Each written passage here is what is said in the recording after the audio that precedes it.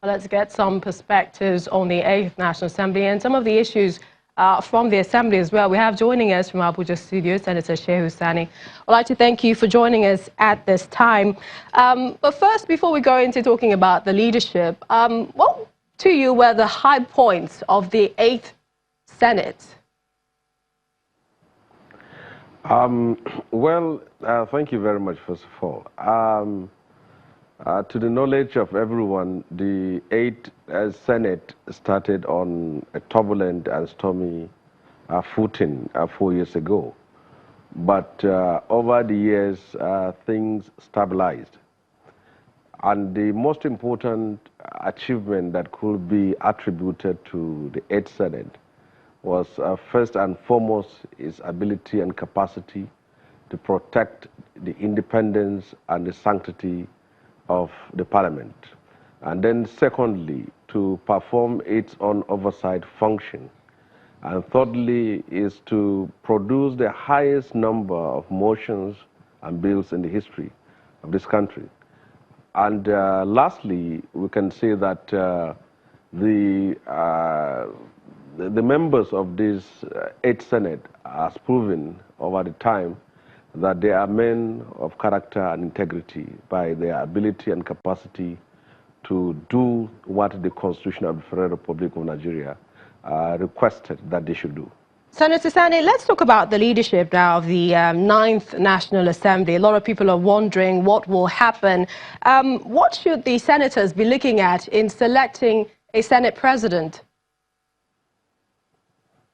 Well, first of all, to my knowledge, the two people who have expressed interest in contesting the Senate presidency is Ahmed Lawal and Ndume.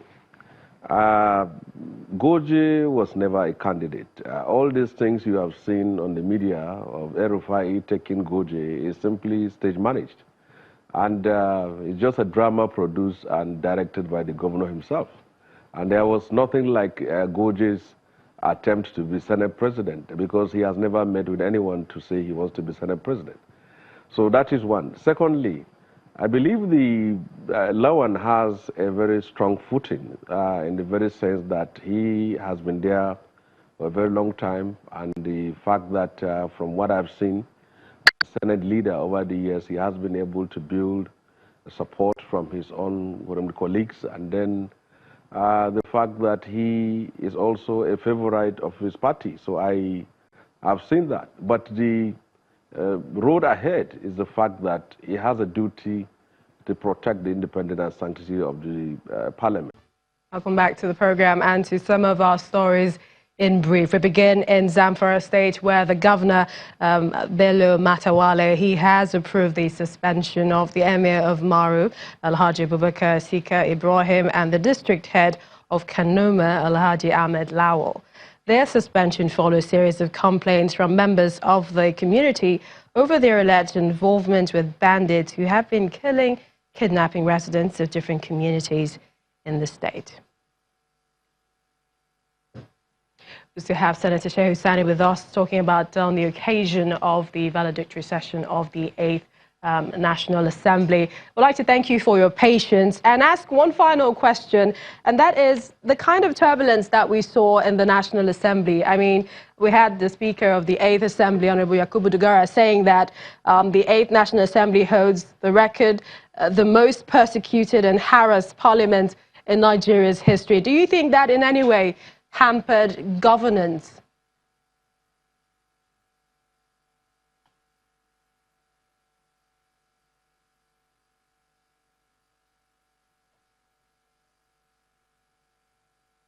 Assert its independence and defend its sanctity. It is natural that it's not going to be a friend to the executive. And I believe that is what has happened in the last 4 years, and then the legislators were targeted. Many were framed and the leadership was demonized and ostracized. So what the Speaker said is in line with the narrative of what happened in the last 4 years. Well, we'd like to thank you, although a lot of people are curious as to what next for you.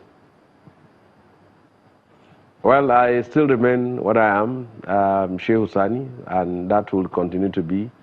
airing my view and then doing what I know what to do best. I'd like to thank you for your time on Lunchtime Politics.